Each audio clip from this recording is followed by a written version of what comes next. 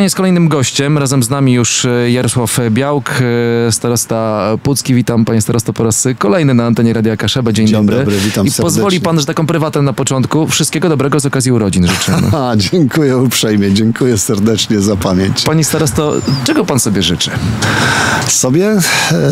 Myślę, że jestem człowiekiem spełnionym. Nie specjalnie potrzebuję, nie mam jakichś takich uwierających mnie marzeń, ale jeśli chodzi o region, no to chciałbym, żeby się jeszcze parę rzeczy zdarzyło, takich, które by spowodowały, że ten region by się nam rozwinął.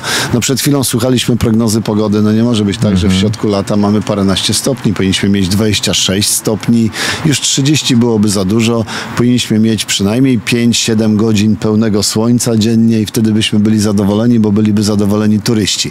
A ci turyści chcieliby do nas dojechać nie stojąc w korkach od Helu po Władysławowo albo po obwodnicę Trójmiasta, a więc przydałaby nam się porządna komunikacja od Gdyni po Władysławowo, czyli słynna Via Maris. Przydałoby się nam trochę więcej miejsc pracy poza turystyką, a więc rozbudowa portu we Władysławowie. Być może KGHM by się wreszcie zainstalował ze swoją kopalnią soli potasowo-magnezowej. No i pewnie jeszcze parę innych rzeczy takich, które by spowodowały, że ten region byłby jeszcze bardziej atrakcyjny, jeszcze ciekawszy i dla mieszkańców, i dla odwiedzających nas turystów, i dla inwestorów. No bo właśnie tak sobie myślę, że samą turystyką no nie da się funkcjonować. Fajnie by było mieć parę takich inicjatyw, takich przedsięwzięć, które no, dałyby kopa po prostu dla tego regionu. I tak jak pan mówił o kopalni soli. Na jakim w tej chwili jesteśmy etapie, jeżeli chodzi o tą kopalnię? W ogóle jakie są szanse, że to ruszy? KGHM jest w trakcie powtarzania, czy powiedziałbym bardziej weryfikacji badań efektywnościowych. One będą gotowe gdzieś powiedzmy w połowie przyszłego roku i wtedy właściwie wszystko już będzie zależało tylko i wyłącznie od polityków, którym się serdecznie kłaniam, szczególnie politykom pomolskim, ale także ogólnokrajowym.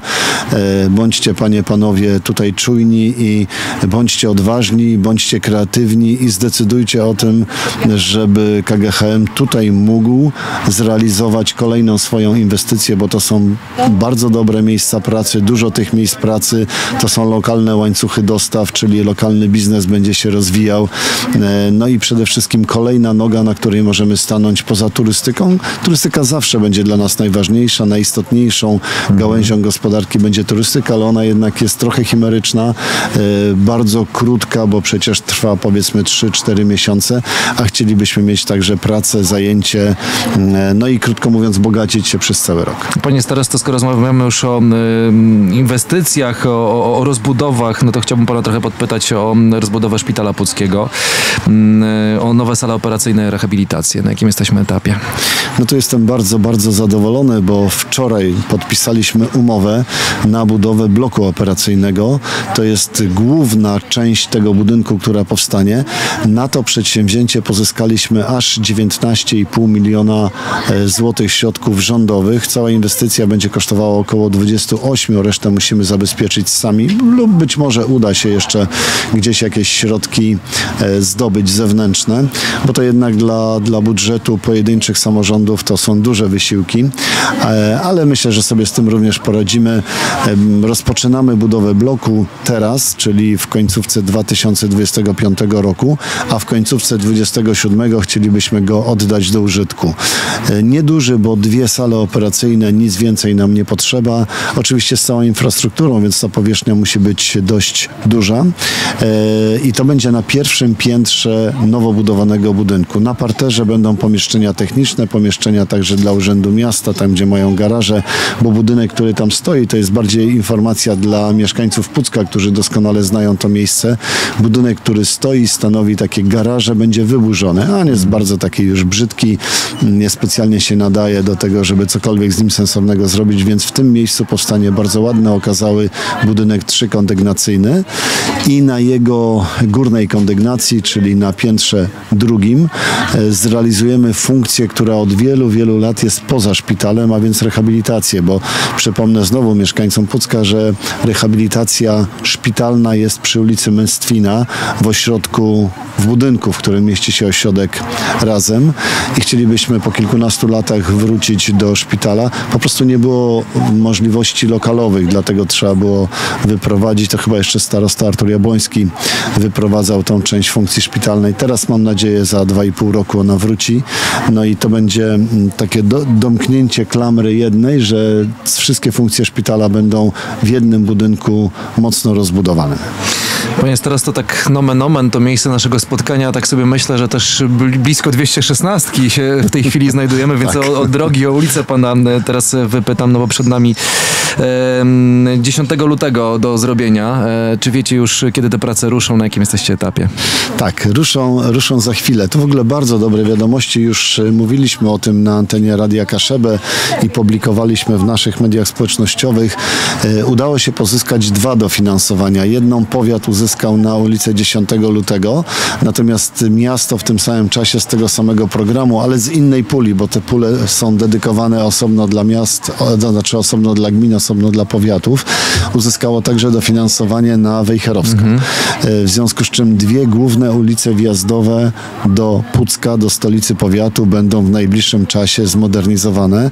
Za kilka dni otwieramy oferty. Mam nadzieję, że będzie ich kilka i że będą oferty konkurencyjne, że pieniądze, które mamy na tą inwestycję wystarczą i będziemy mogli przystąpić do jej realizacji w ciągu przyszłego roku głównie, bo główne prace chcemy wykonać w trakcie 2026 roku. Podobny termin ma również miasto, no bo to ten sam program, więc są podobne terminy, ale tu już będziemy z miastem w całym kontakcie, żeby po prostu nie odciąć mieszkańcom dojazdu, wjazdu, więc tak to zrobimy, żeby się tutaj minąć troszeczkę, żeby ten wjazd utrudniony niestety, ale żeby był, no ale jak już się skończy utrudnienie, to naprawdę będzie bardzo, bardzo fajnie. Czyli to pewnie wykonawca podrzuci pomysł, plan? Wykonawca musi przygotować już oczywiście po podpisaniu umowy harmonogram. My będziemy w ten harmonogram o tyle ingerować, żeby nie było dokładnie takich samych terminów wyłączenia poszczególnych odcinków dróg na Wejherowskiej i na 10 lutym. Tak, zerkam teraz na zegarek. Godzina i 45 minut do odsłonięcia tablicy upamiętniającej Stanisława Cygierta. To wydarzenie organizowane przez puckie ZKP, ale także przez powiat pucki. Jak to się wszystko zaczęło? Bo z tego, co słyszałem, to syn pana Cygierta właśnie przyszedł do starostwa i pokazał panu materiały o ojcu. Ja nie miałem przyjemności poznać dzisiejszego jubilata, bo pan Stanisław Cygiert miałby dzisiaj dokładnie 100 lat, czyli był 42 lata starszy ode mnie. Zmarł w 2000 roku, więc ja nie miałem możliwości poznania pana Cygierta. Aczkolwiek nie wykluczam, że być może, bo ojciec prowadził gospodarstwo rolne, być może na okoliczność choroby któregoś zwierzątka w domu, być może jakiś kontakt był, ale ja go sobie zupełnie nie przypominam. Natomiast rzeczywiście pan Marek Cygiert, długoletni przecież pracownik Starostwa Powiatowego w Pucku, już teraz niestety emerytowany, bardzo taki szanowany przez nas główny geodeta powiatu puckiego, szef Wydziału Geodezji. Przed 2 laty przyszedł do mnie i przedstawił sylwetkę ojca i pokazał materiały dość zasobne, zgromadzone przez niego, przez rodzinę. Zapoznałem się z tymi materiałami i rzeczywiście bardzo szybko dałem się przekonać, że jest to jedna z tych osób, mieszkańców Pucka, która, myślę tutaj oczywiście o panu Stanisławie, którą dzisiaj chcemy uczcić, która absolutnie zasługuje na wyróżnienie, na pokazanie lokalnej społeczności jako człowiek, który nie tylko zawodowo poprzez kierowanie kilka ładnych lat pucką powiatową weterynarią, ale także jako wielki społecznik i taki erudyta znalazł się tutaj w Pucku i myślę, że Puck jemu zawdzięcza wiele z okresu tej jego aktywności. No dość wspomnieć, że przecież był współinicjatorem i powstania pomnika Abrahama, mocno się angażował w co roku obchodzoną rocznicę rocznicę 10 lutego zaślubin Polski z morzem, czy później nawet angażował się już pewnie w latach swojego zaangażowania większego wiekowego w różne wydarzenia jako działacz Zrzeszenia Kaszubsko-Pomorskiego, pielgrzymkę łodziową na odpust Piotra i Pawła, więc osoba na pewno nietuzinkowa dla Pucka i powiatu puckiego. Bardzo mocno zaangażowana w to życie, a do tego bardzo skromna i tak naprawdę nie wybijająca się przed szereg. Stąd tak mam wrażenie, że bardzo mało materiałów można było znaleźć o Stanisławie Cygiercie w internecie, bo próbowaliśmy sobie sylwetkę jego przybliżyć. Tak naprawdę, gdyby nie Artur Jabłoński i jego Los Kaszuby, biografia właśnie Stanisława Cygierta, to ta moja wiedza o Stanisławie Cygiercie byłaby bardzo skromna. A to jest chyba symptomatyczne właśnie dla ludzi bardzo skromnych, którzy nie tyle chcą się pokazać, co chcą działać przede wszystkim. I wydaje mi się, że pan Stanisław pewnie taką osobą był, bo też właśnie z publikacji przygotowanej tutaj w oparciu o zbiory rodzinne przez Artura Jabłońskiego wyczytałem o jego takiej właśnie społecznej działalności, o jego aktywności tutaj na arenie puckiej, o jego może nie migracji, ale no takiej migracji trochę odkrywczej, trochę zarobkowej, więc miał też w sobie taki gen człowieka, który chciał odkrywać inne miejsca, przecież 5 lat w Nigerii, a jednocześnie człowieka, który nie tylko nie stronił, ale mocno się angażował w naukę, bo przecież też w zakresie swojej wiedzy poszerzał ją, zdobywając tytuł doktora w zakresie nauk weterynaryjnych, więc naprawdę wydaje mi się, że osoba godna polecenia, godna pokazania i godna naśladowania. Upamiętnienia to o godzinie 13. Tablica. Zapraszamy Państwa na odsłonięcie. Tutaj właśnie takie trwają prace przygotowujące nas do celebrowania tego wydarzenia. Powstają tutaj punkty, stanowiska. Widzę, że tutaj są osoby i z ZKP i z KGW, więc pewnie małe będzie też celebrowanie kulinarne tego właśnie dnia. Tutaj Państwo są w pięknych strojach regionalnych kaszubskich ubrani. I właśnie o ten język kaszubski jeszcze na koniec chciałem Pana dopytać, Panie starosto, no bo to rok języka kaszubskiego w powiecie puckim. Jak przebiegał? Szczerze mówiąc, bardzo udana inicjatywa. Mieliśmy kilka pomysłów.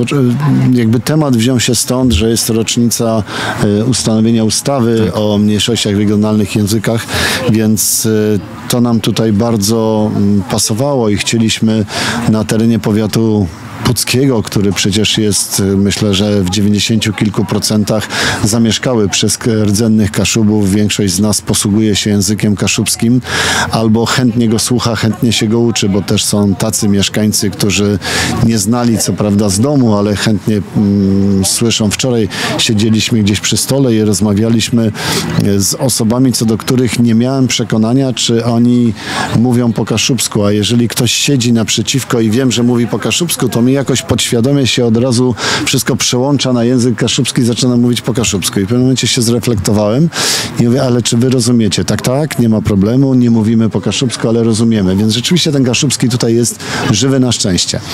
I w związku z tym chcieliśmy właśnie pokazać ten język, tę żywotność tego języka, a jednocześnie jedną z inicjatyw, którą udało się wymyśleć i wprowadzić, jest zapytanie różnych ludzi. Szczerze mówiąc, myślałem głównie o ludziach młodych, jak oni postrzegają język kaszubski, jak do niego podchodzą, czy to jest dla nich coś archaicznego, coś, co jest jakimś takim folkiem tylko, czy też chcą z niego korzystać. No i ogłosiliśmy konkurs na wymyślanie nowych słów w języku kaszubskim. Państwo niejednokrotnie o tym na antenie Radia Kaszebę mówiliście i właśnie 2 młodych ludzi wymyśliło słowa, na które, jak się okazuje, żaden Kaszuba wcześniej nie wpadł, bo tak jak dzisiaj chcemy achtnąć pana Stanisława Cygierta, tak nastolatek pewien mówi, jak w internecie posługujemy się lajkami, to dlaczego po kaszubsku tego lajka nie nazwać achtik? No i tereme po kasiepsku achtniemy albo stowiemy nie lajcie, tylko achtycie, jak na masocowidzi, na przykład na Facebooku. A co zjemy? A zjemy italści plync. Zjemy italści plync, kolnasto so nazwie pizza. Pizza wiadomo skąd z Włoch, ze słynne pizze. Chociaż tam pizza nie jest takie smaczne, jak u nas italści plemię. Dobrze, dziękujemy panu pięknie za wizytę w naszym studiu. No, tak z uśmiechem zakończyliśmy to dzisiejszą rozmowę. Jeszcze raz proszę przyjąć życzenia wszystkiego najlepszego z okazji Bardzo serdecznie urodzin. dziękuję. Wszystkiego dobrego Jarosław Białk, dla starosta Pucki, gościł w studiu Radia Kaszeba. Dziękujemy bardzo. Dziękuję bardzo.